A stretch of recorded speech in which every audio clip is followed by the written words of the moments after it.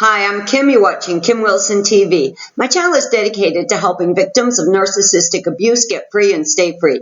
Before I get going with this video, I just want to take a moment to thank our friend Lynn very much for your donation to our channel's PayPal account. Your donations to the channel keep the channel going and keep it growing. So thank you so much, guys. I've had a request to do a video on malignant narcissism and what makes malignant narcissism quite unique. And we're going to talk about that today. Now, Trevor is not a good example of a malignant narcissist. Trevor is much more broken, much more fractured. He is a very shame-based, covert narcissist, much creepier, much sneakier, and truly suffers from a fractured identity. I mean, this is a person who is really more of a gelatinous mass. Though he has all of the markers of narcissism, he is not a good example of a malignant narcissist.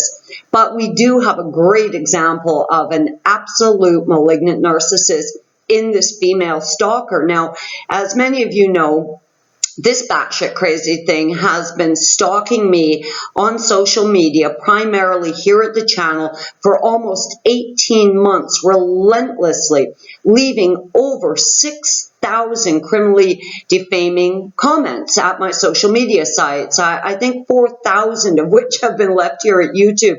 Yeah, what kind of drive would you need to do something like that? Absolute madness. But we do have a live example of what a malignant narcissist is.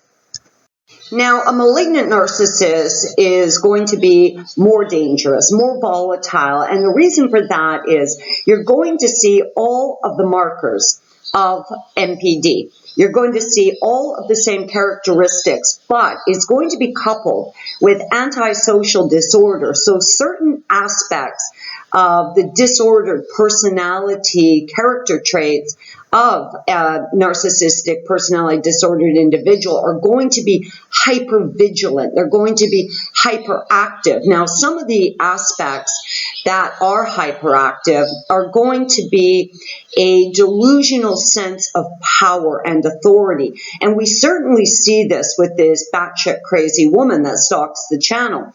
Now, this woman, for those of you who have seen this thing in action, may know that she believes that she is friends with Donald Trump. She believes, in fact, has publicly stated that she's got an inside track to the White House. She believes that she is going to save Donald Trump from the deep state.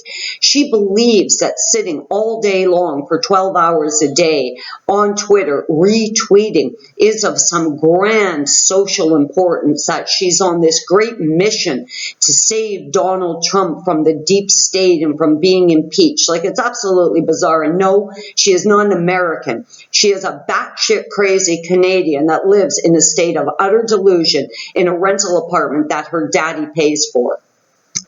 Is she friends with Donald Trump? Does she have an inside fast track to the White House? No, of course she doesn't. Is she saving Donald Trump from the deep state and impending impeachment? No, of course not. She's just a fucking whack job. Now, of course, your garden variety narc is going to believe themselves to be very important. They're going to have an overinflated sense of self. They're going to believe that they're more entitled than other people. But a malignant narcissist is going to just kick it right over the top. And they quite often, in their delusion, believe that they're friends with celebrities and things like that, and have a much greater level of importance than they actually do. Typically, like this woman, they are of zero importance, do nothing of value, yet in their delusional thinking are truly convinced that they're special. Though this delusional fantasy thinking, this magical thinking, will definitely be apparent in a narc, it is absolutely extreme in a malignant narcissist. Like, this crazy person does actually believe that her retweets mean something. Of course, she's not even able to see the ridicule that's being directed at her.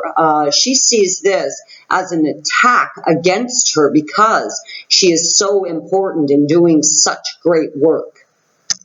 Though all narcissists are going to have an overinflated sense of self, the malignant narcissist truly believes themselves to be celebrities, public figures, very, very important people, though there is zero evidence to support this delusional thinking.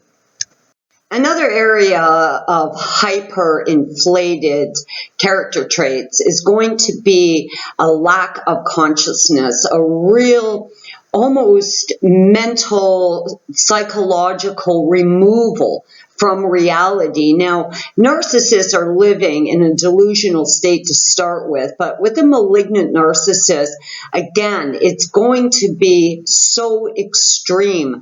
The malignant narcissist has the capacity to cause far more brain trauma on a victim because the behaviors are so bizarre, so lack logic, so lack any ability to reason. They truly have an absolute void when it comes to lack of empathy, lack of compassion, lack of human understanding. They are so extremely void consciousness that it is quite sensational.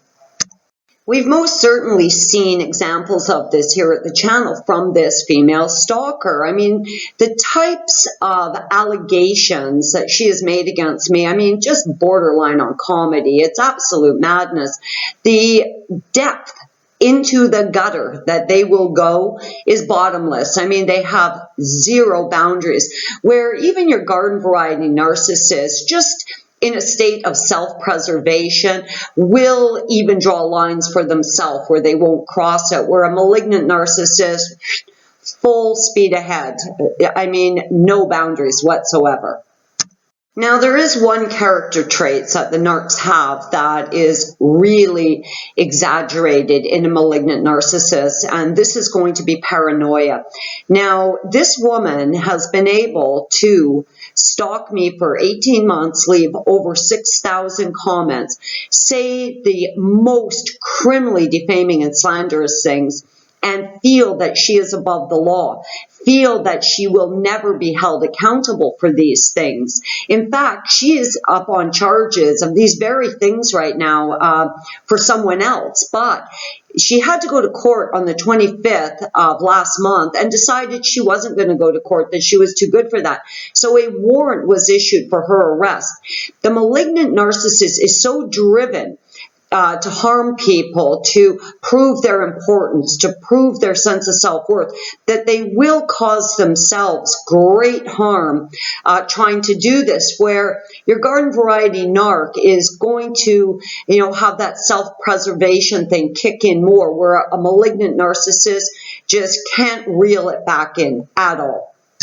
In my opinion, the most dangerous aspect of malignant narcissism is a heightened sense of paranoia. For example, this woman has been stalking me. She has left a mountain of evidence. There is no doubt who's stalking who. She does not have any evidence that I'm stalking her because, of course, I'm not. She is irrelevant to me. I am no contact. In fact, feel no emotional connection to her whatsoever. She is absolutely irrelevant to me. But this she sees in her delusion as a violent attack. The fact that she is nothing to me is killing her. It is such an act of aggression on my part. Ignoring her is a violent assault.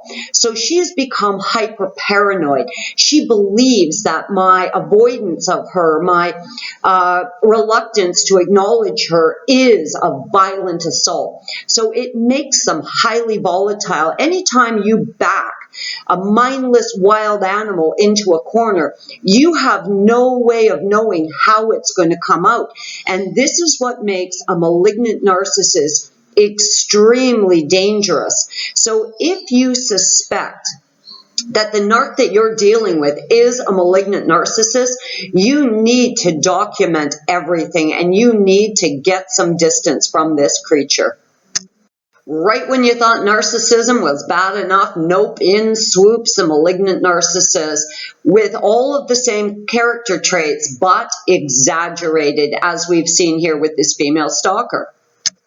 A malignant narcissist is highly volatile and therefore highly dangerous. If you suspect you're dealing with one, get away from it. I'm Kim. You're watching Kim Wilson TV. I hope you're having a great narc-free day.